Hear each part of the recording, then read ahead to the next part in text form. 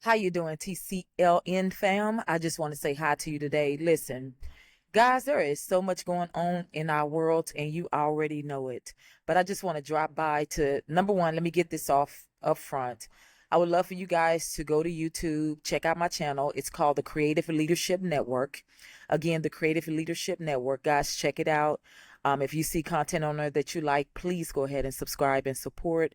And if you need me to support you likewise, I definitely don't mind.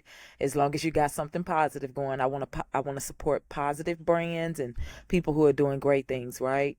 The second thing I want to say is that I have books that are up on the internet on my bookstore. So my bookstore is the Preeminent Good Books Publishing, and you can find it on PayHip. And also, if you just check out my link in the bio, you would go ahead and just copy that link, paste it, and it will lead you to it. So if you're looking for books on leadership, if you're looking for something that you can lay in the bed and relax and just kind of, get a little bit of entertainment as far as, because I created a book called Beautifully Broken Ballerinas.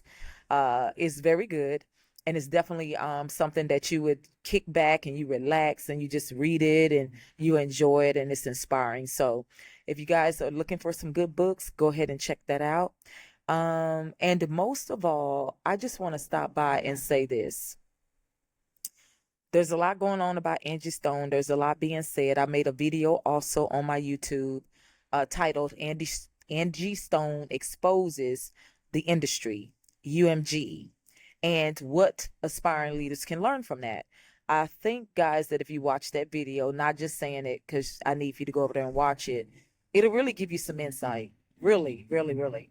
Um, because a lot of times people don't understand there are a lot of people fighting for these contracts, right? They're like, we wasn't told this, we wasn't told that, and people took our rights, they took things. But the truth is, y'all, I think we've all signed some contracts that we wasn't happy with, whether it was leases in apartments and we got stuck in leases and we something appeared to be advertised as such. And then when you sign the lease, you get in there, you got rats, roaches, you got everything in between, you got noisy neighbors, you got fighting, you got drugs, you got everything you can think of, smelling drugs through vents and all that kind of stuff. And no one told you, because when someone shows you the apartment, you know how it goes. You go, you look at the apartment, everything looks fine, and no neighbors are making noise, and it just seems like everything is fine. But you sign it, and voila, it's not like you can go in the office and say, no, no, no, no, no. And so, that's a little bit different because you were kind of like deceived, right? But when it comes to these industry contracts, corporate contracts, like let's just say you're getting a job, right? And let's just say, I'm gonna give you an example. Let's say that you just got your real estate sales license, right? And let's say that right now you're not in position to get out there and, pursue your big dream of becoming a top real estate agent, and you want to sell luxury real estate and be at the top of your game and hit 50 million mark and above, or 100 million mark. That's your dream. That's your overall goal. That's what you aspire to. But what happens is that in the meantime, you need money. So what do you want to do? You say, I'll go get experience, I'll go work, and then I'll get my, money, stack my bread. And then that way you can have money to do the things that you want to do as an agent when you open up as an agent, right?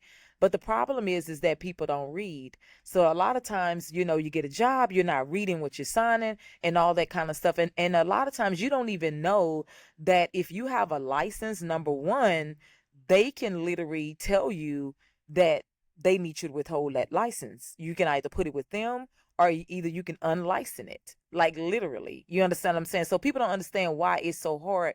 Listen, there are thousands of people that go get a real estate license. Do you understand what I'm saying? What I mean by that, they go take the test, they study hard, this and this and that. But how many of them out there in the pool making it happen?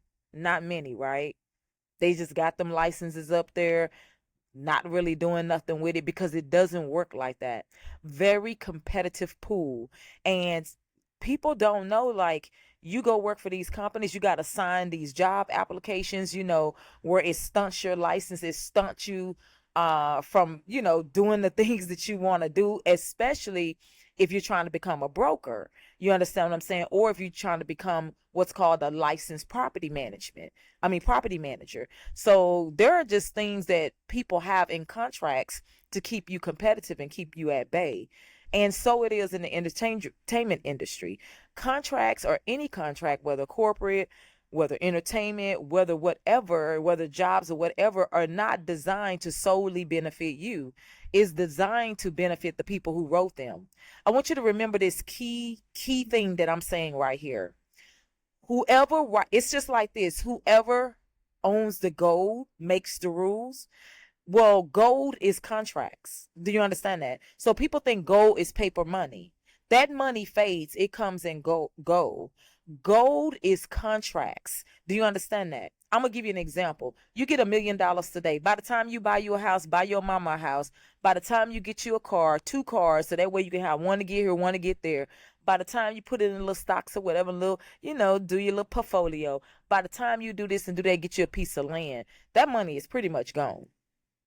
Let's be real. It's pretty much gone. You still got some left, but it's pretty much gone. Things are so costly. You understand what I'm saying? And let's just say you even have a good sum amount left. At the end of the day, that money spends. It spends. You got bills. You got this. It's going to spend. It's not going to stay there. You understand? So what you fail to realize is that what makes longevity, what makes lifeblood, what makes things, you understand what I'm saying? What's the difference between $1,000,000 today and a 7-year contract? The difference is you got $1,000,000 today, and that $1,000,000 is not going to last you for 7 years. But you get a contract where you get a deal and somebody's working for you for 7 years, making so many albums for 7 years, making so many millions for 7 years. Come on, boo. Getting residuals for perpetuity. In other words, for a lifetime. That is a contract of wealth. Do you understand that? So again, guys, I just kind of want to remind you on something like that. I'm just talking random right now. I'm talking real. I'm talking truthful, but that's been on my heart. I just kind of want to remind you of that. So as aspiring leaders, aspiring entrepreneurs, you need to remember that when people come into your life, deals are going to come into your life. Deals do not come without contracts. So you must make sure that what's coming into your life, it's got longevity, not just for them, but for the both of you, that the contract benefits both of you. Now, if there's an investor involved or somebody that's, got more leverage than you, the deal is going to lean more toward them. That's just the way it is. It's going to lean more towards them. Unless you're independent and you're going to stay independent. That's just the way it is. But you should be able to work out something with a good attorney to where your rights revert back to you, your rights. You understand what I'm saying? When I listened to Tyler Perry's story, remember when Tyler Perry said when he was in Hollywood and when he was in all these places and all this kind of stuff, he said the one thing that he would not give away was his copyrights because he knew he was going to do something with it later. He said he would sell the art form, he would lease the art form, he would do all of that, but he kept the copyrights. And that's true. So he did plays with the copyrights. He did movies with the copyrights. He built a business on the copyrights. You understand what I'm saying? He did plays after he made movies. You understand what I'm saying? So, and he's able to take those copyrights, keep them, and do something. They call it catalog. So in Hollywood, it's called a catalog. They're able to catalog their stuff. And so, say for instance, you're looking at Netflix. Netflix hasn't always been around.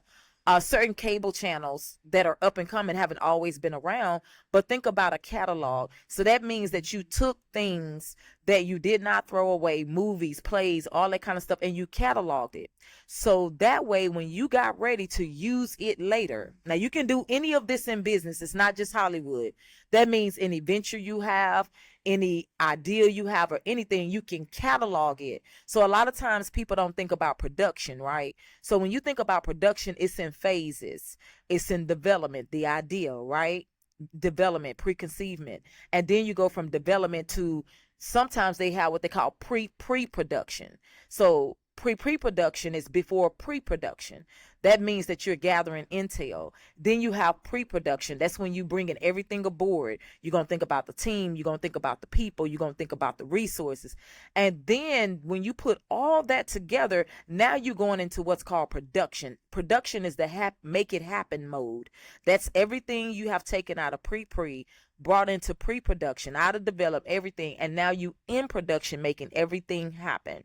Then you go from production to your post. Your post has to do with marketing. It has to do with getting all the info out there, making sure that what you brought all the way from development, it goes all the way across the board until it's manifested to the people, right? You brought the ideal out the mind to the manifestation of the people. But you also have what you call catalog. People think it ends at the post-production. No. It doesn't even end. You have what you call catalog, keeping your assets, your copyrights, all of your stuff, because you never know what ideal that you can turn it out of later. That's the power of Hollywood. Hollywood do things that a lot of other people don't do all the time. You understand what I'm saying? That's why I said if you want the best business education, learn from Hollywood. People have a lot of negative stuff to say about Hollywood. Honey, Hollywood is just reflecting the world. Your world is like that. It's not just Hollywood. Your world is like that. Devil worship is everywhere. Soul selling is everywhere. Witches is everywhere. All this stuff people want to make a killing babies, sacrificing this, doing that. That stuff is everywhere. And Hollywood is new compared to old societies, old secret stuff, old secret this and this and that. Hollywood is a new conglomerate. Hollywood just has a camera on it. So anything that people do is going to be in the spotlight. What people are doing in their private lives across the world, nobody has a camera showing. So if you want the best business education, I am telling you what I know. Learn from Hollywood. I'm telling you, you can learn some stuff. It is very, very powerful. In Hollywood, they will teach you how to take something out of your mind all the way, people, all the way, not to post-production where you're marketing and you get it out there and you make your money, but also unto catalog, also unto redevelopment, also unto reshaping, also unto refining. You understand what I'm saying? And making a whole new product with it and keep going with it. So Hollywood is a giant when it comes to business. But I will want to tell you this, guys. It doesn't matter. A lot of people harping on Hollywood. Baby, there are people who sign contracts in business that are going through the same thing, that did deals with as an entrepreneur, as this and this and that. I just think that instead of us looking for something to blame all the time, what we should be doing is looking for what can we learn from it. What can we learn? What is there to learn from it? I have to remind myself of that. You understand what I'm saying? Like when I look at the church, now I'm switching subjects. So just so you know. So now I'm switching subjects. I was praying to God, like, should I say this? Should I not say this? If it's getting a little dark, guys, it's okay. I don't have no lightning on right now. But I was like, just listen to what I'm really saying. But I was like, should I say this? Should I not say this?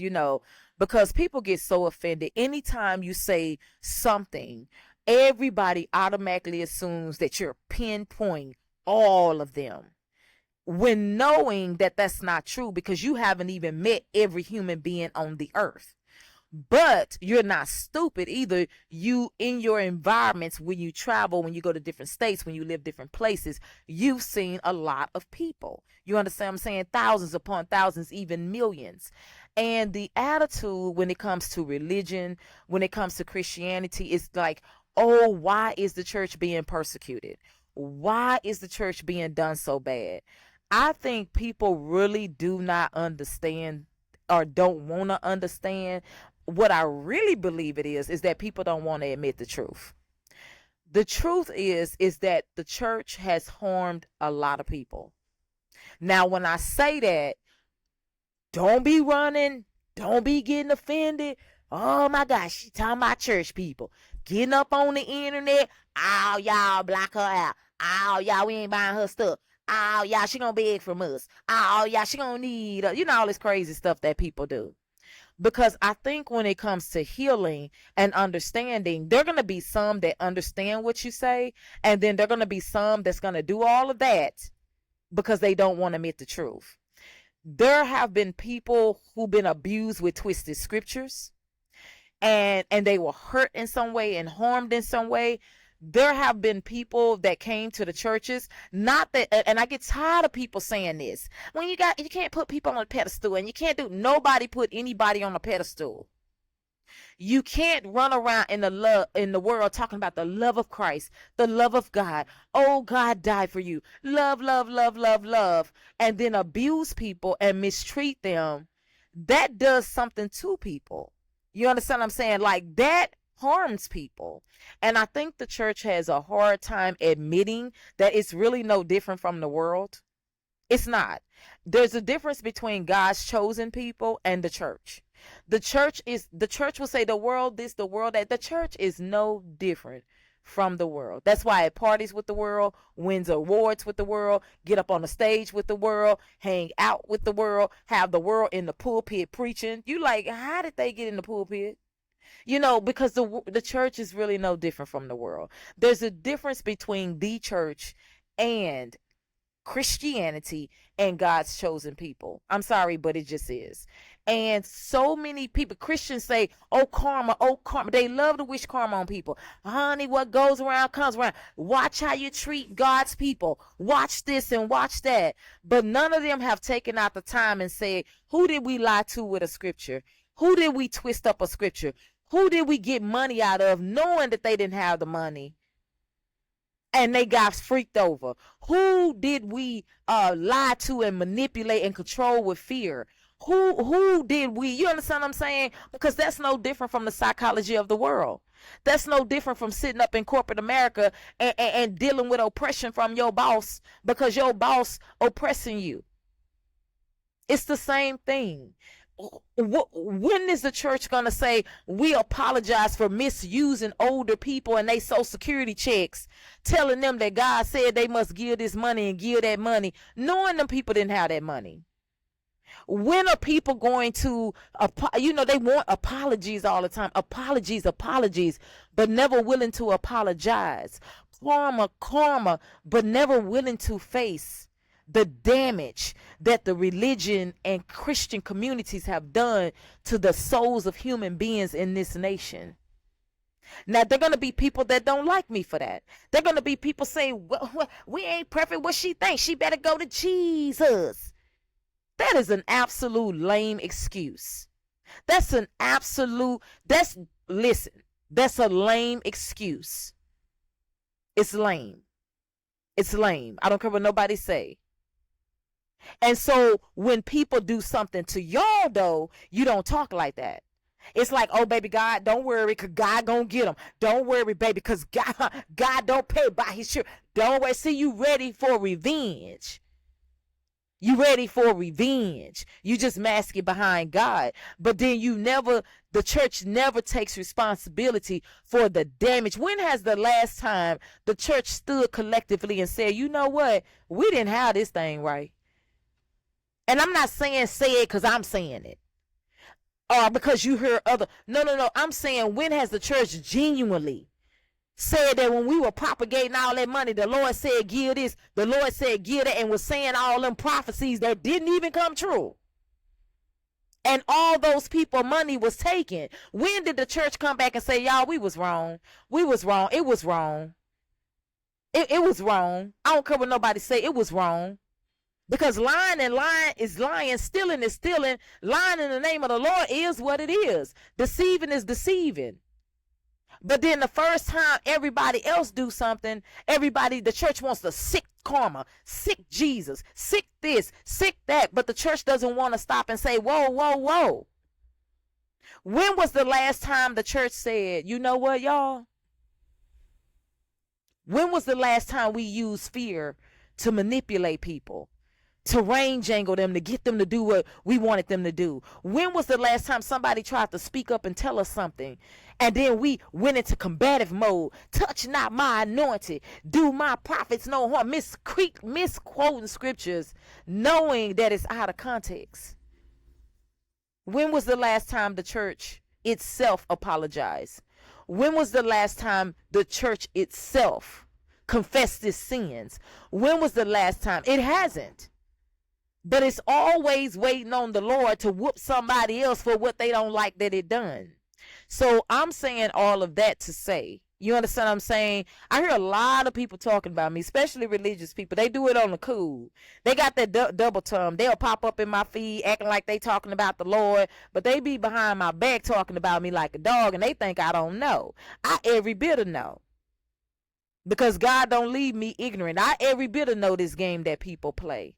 But I'm talking, I may sound a little edgy. That's because I've been through a lot, but I'm talking from a place of pure truth and pure honesty and from my heart. When has the church admitted the last time they wronged somebody? No, they covered it up. And then they went and told a whole bunch of stuff and said, y'all, they lied, and God gonna get them for lying. And then tried to get people to falsely apologize for stuff that they hadn't even done, knowing that they done that to people. So I'm saying all of that, guys, just to remind you, you see how this world operate. You see how this world operate. From corporate America to church houses, to institutions, to everything. And what we have to remind ourselves is that no matter what, you living in the real world. People want to attribute everything to Hollywood. No, boo. It's corporate America. It's church. It's everywhere you go. It's the White House. it's our house. It's everywhere, y'all. And I just wanted to say all of that because I just wanted to remind you that I hope that one day, not just you, but me and all of us, that we just somehow get wiser. A lot of times we think we so wise and everybody's still lying. Everybody doing exactly what the Bible said, lying to one another, deceiving one another. Thinking that they telling everybody the truth, just lying. You know what I'm saying? So I just hope that one day we get a little bit wiser, we get a little bit better. Forgive it for being dark out here and me not having no lightning, y'all. Don't let that be an excuse why you in watch now. Woo, her lightning bad. Baby, just listen to the message. Listen to the message, okay? The message is more important than the image or the lightning. Always remember that. And I want to encourage anybody out there who's been through a lot with a religious institution or a church, and people have really tried to use the most powerful psychology, the most powerful deception, the most powerful corruption upon your mind. I want to remind you that that's exactly what it is. It's the most powerful deception, the most powerful corruption. I don't care how many times they try to beat your body, beat your mind. I don't care how many times they send out energy against you, try to put stuff on you and lie and say the Lord. No, the Lord is not doing any of that. Because if anybody really knew your true story and knew what you went through, do you understand me? Then they would know that that's not the Lord, because the Lord knows what you've been through. And for those people that be up there on the internet talking about, I don't care what their story is, y'all don't let them in. We not trying to get in. Nobody knocking at y'all doors, baby. Nobody trying to go back through that life no more. Nobody trying to go back to that pain no more. So don't worry. We don't tell our stories to come you to lay our head on your shoulder or to hope that you would feel sorry for us. No, but we passed all that. We don't tell our stories for that. We tell our stories to encourage one another in whom was done wrong, in whom we know what was done to us, no matter how many lies people tell. We know the truth. No matter how much psychology people try to wield, we know the truth. And we know the cover up too. You understand? We know the damage, the pain, the hurt, the lies, the cover ups, the things that were told. So it would make it look like the stuff that was practiced, the energy that was practiced. So it would make it look like people had an attitude and people were jealous and people, and that is not even the truth. And you know it. You know it ain't true. So we don't tell our stories because we trying to get back in. Nobody wants to go back in. People want to go back toward a better path of life. But you know, you wanted to make us your beggars. You wanted to make us the ones where it would look like, see, we told you our Lord did it to him. But the truth is that no matter, I got enough common sense to know that no matter what I go through and what other people go through, no, ain't no Lord did it. Folks did it. Folks did a lot. But ain't no Lord did it. Because we all know that the true source knows the truth of what has happened along the way and who actually did what versus the lies that were twisted up and told. So I just want to encourage you that that's exactly what it is. It is the power of psychology being used against your head to try to invert, pyramid you. In other words, turn that information in toward you and make you feel guilty, make you feel bad, make you apologize, make you this and make you that for stuff that you know that you ain't never did. But it's a working on the mind and a working on the spirit and a working on the thoughts. It's a working. That's why it's called a badgering. Gotta keep giving it to you. Gotta keep saying it to you over and over. Popping up in your feed, trying to say it on the slide. Trying to say it this way. Trying to say it that. It's a badgering over and over and over and over. And folks think that we don't know these techniques. You want to talk about MK Ultra? Baby, that church thing is the best MK Ultra thing you done ever experienced. Constantly abusing your mind, coming at your mind with stuff that people know is not true and that they done covered up stuff for a very, very, very long time. You understand what I'm saying? So guys, I would just say be encouraged. I know it ain't easy. I know it's not. But you got to know inside yourself the truth. And you got to stick with that and you're going to be okay. And I don't care what they make it look like. I don't care if you're at your last dime. They running around and every time you broke, you this, telling all kind of stories on you. Everybody know the truth. Everybody know when they was saying you was lazy and you didn't want to work and you this. Everybody know the truth that you applied for over 1,800 jobs. Everybody know the truth that you stayed consistent throughout the years and they were slamming every door in your face.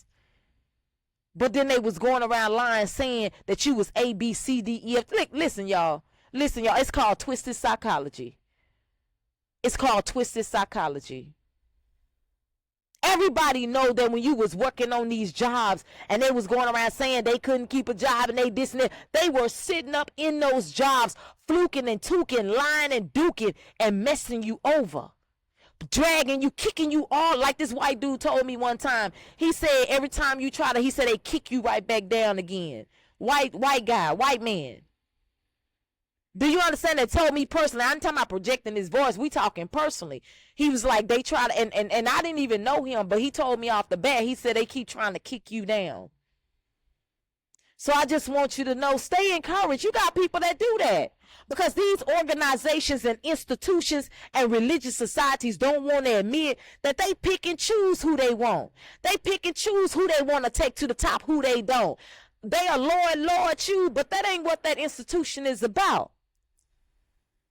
So they don't want to tell you the truth about the years that was stolen off your life. They don't want to tell you the truth about the years that you was held down.